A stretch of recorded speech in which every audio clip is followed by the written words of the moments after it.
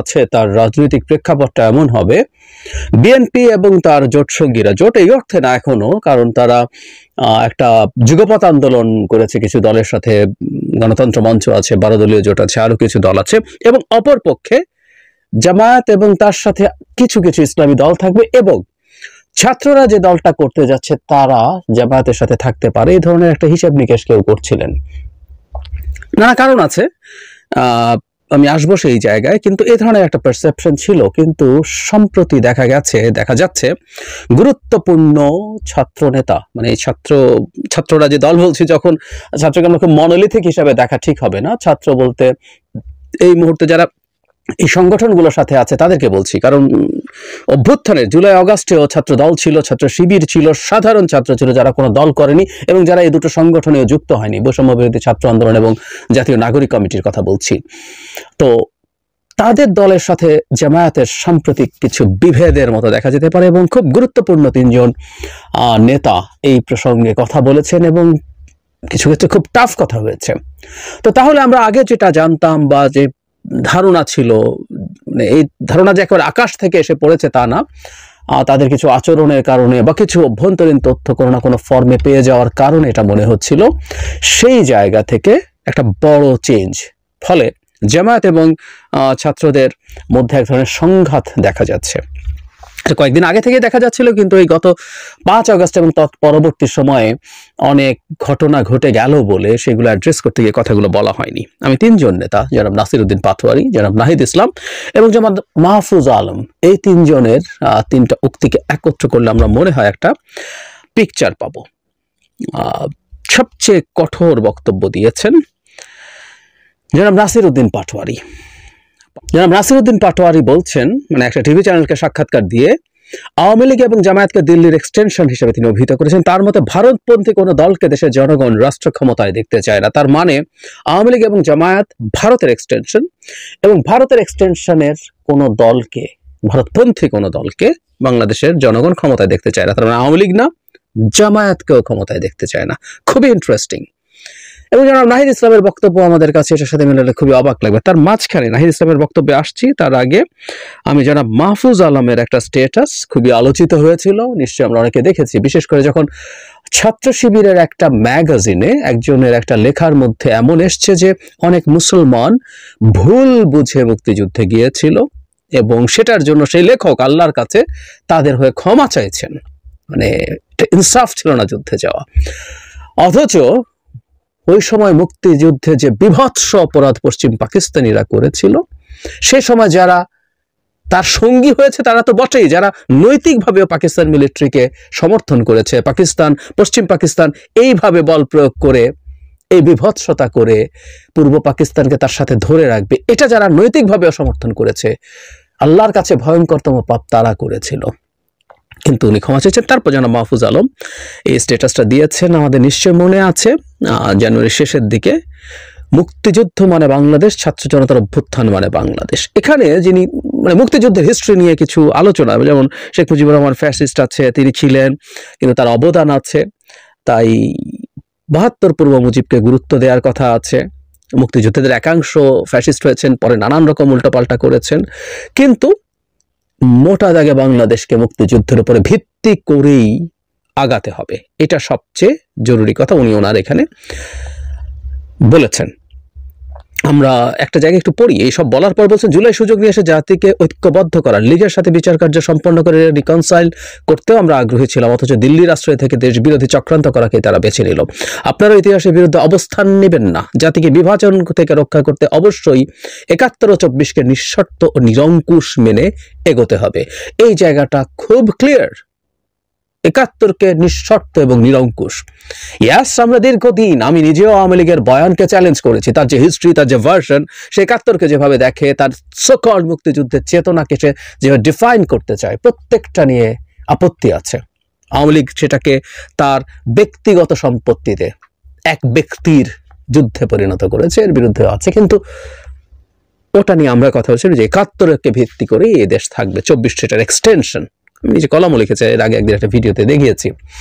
তো যারা মাহফুজ আলম এই কথাটাও খুব ক্লিয়ারলি বলছেন এবং এটা স্পষ্টভাবেই জামাতকে ইন্ডিকেট করে, কারণ জামায়াতের আমির জনাব ডাক্তার শফিকুর রহমান ক্লিয়ারলি বলেছেন, মানে খুবই অস্পষ্টতা দিয়ে, ৭১ যদি জামায়াত অপরাধ করে থাকে এবং সেটা যদি সন্দেহাতীতভাবে প্রমাণিত হয়, অপরাধ উনি ভুল বলেছেন, তাহলে তারা ক্ষমা চাইবেন। মানে এখনো তারা এত কনফিউজড, এত যদি কিন্তু।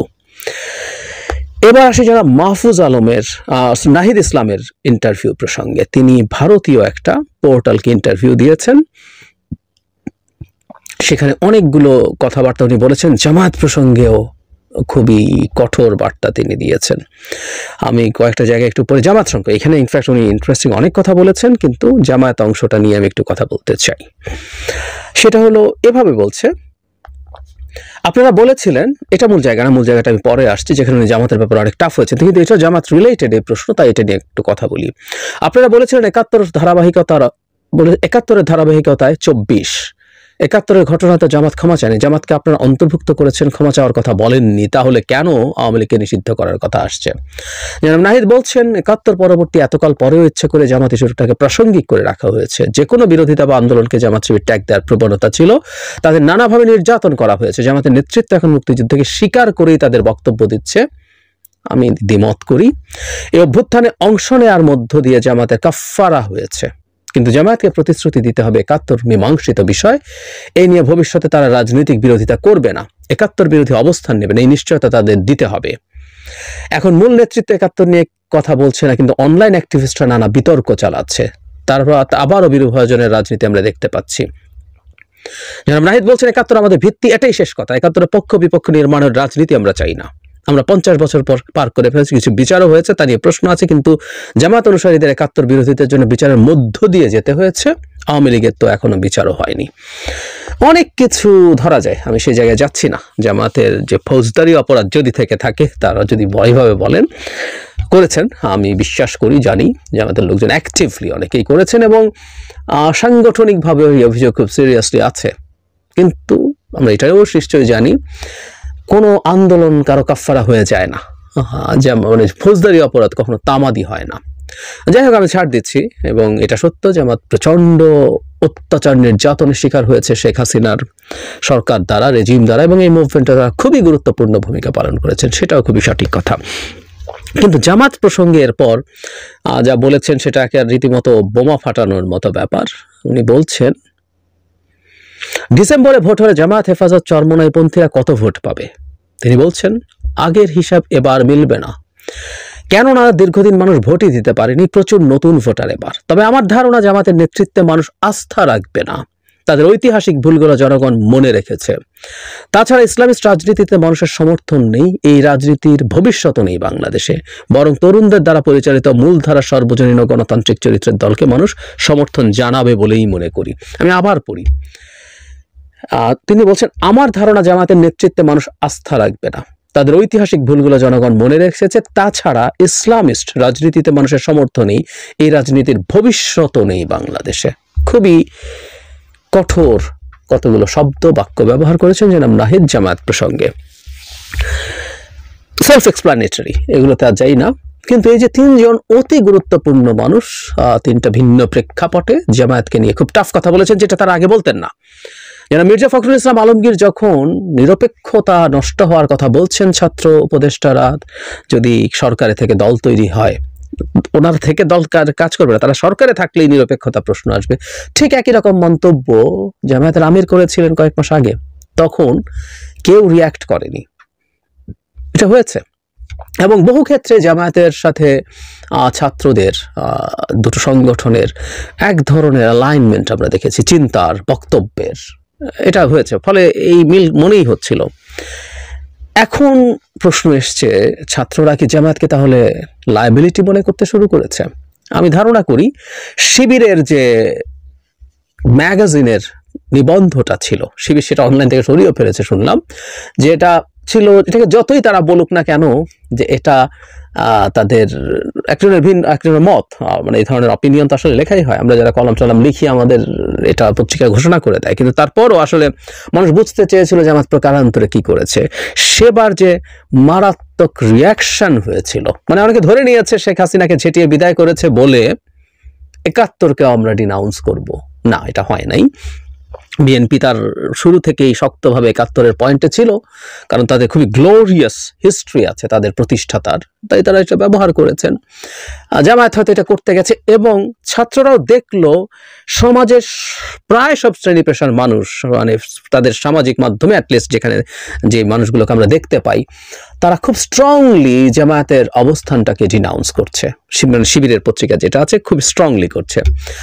যারা মাহফুজ আলম সেটাকে রেসপন্ড করেছেন, তার নিজের চিন্তা সেটা হতেই পারে, কিন্তু সেটাকে রেসপন্ডও করেছেন, কারণ উনি সরকারের জায়গায় বসে রেসপন্ড করা খুব সোজা কথা না।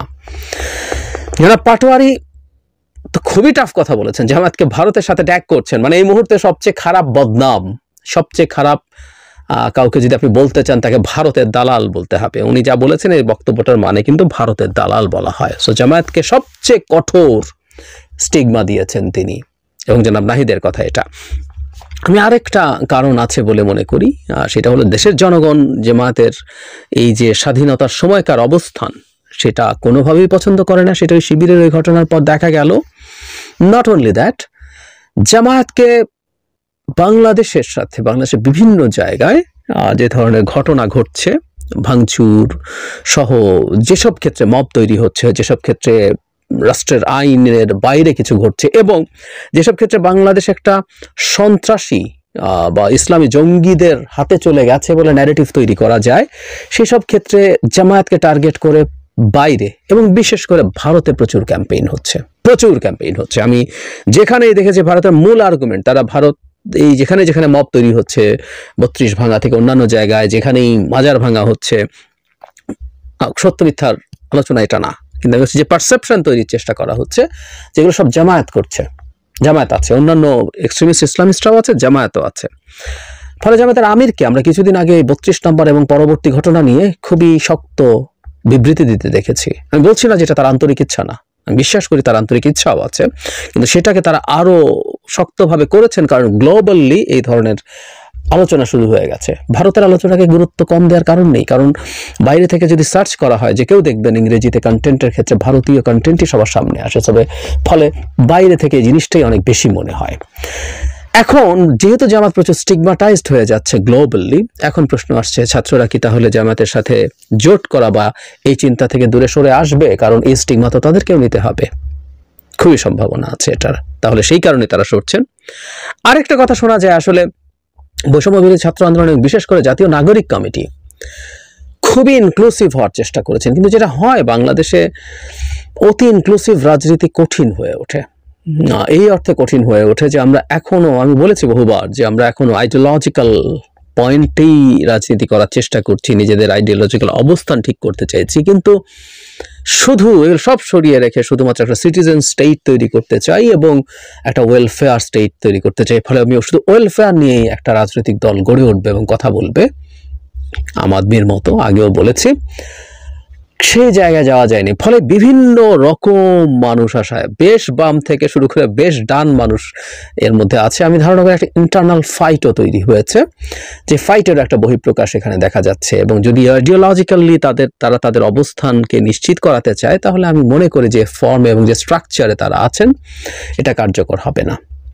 যাই হোক, বটম লাইন হচ্ছে এটা, আমাদের এতদিন পর্যন্ত অনেকে যেটা মনে হচ্ছিল বৈষম্য বিরোধী ছাত্র আন্দোলন এবং জাতীয় নাগরিক কমিটি যে দল তৈরি হতে যাচ্ছে, সেটা জামায়াত সহ অপরাপর ইসলামী দলগুলোর সাথে জোটে যাচ্ছে, এই মুহূর্তে অন্তত সেটা মনে হচ্ছে না। এবং সেটা যদি হয়, আমি তাদের এটাকে, আমার ব্যক্তিগত অপিনিয়ন, ইটস মাই টেক, আমি অনেকে বলেন আমি নিরপেক্ষ আছি কি নাই, নানান আলাপ, একদিন কথা বলবো এটা নিয়ে। আমি নিরপেক্ষভাবে সব কথা বলবো তা বলিনি। মাই টেক মানে হচ্ছে আমার অ্যানালিসিস এবং আমার অপিনিয়ন আছে, এবং আমার সুনির্দিষ্টভাবে আমার কিছু রাজনৈতিক অবস্থান আছে, মানে বাংলাদেশকে কিভাবে দেখতে চাই সেই অবস্থান আছে। সুতরাং আমার আলোচনা কথার মধ্যে সেটা একটা ছাপ থাকবে, আমি একদিন এটা নিয়ে বিশদভাবে কথা বলবো। তো যাই হোক, তারা যদি জামায়াতের সাথে বা ইসলামিস্টদের সাথে জোটে না গিয়ে তারা যেটা ঘোষণা করেছেন অলরেডি, মধ্যপন্থী দল, তারা সেভাবেই তাদের যাত্রা শুরু করেন, কাজ করেন, এটা তাদের জন্য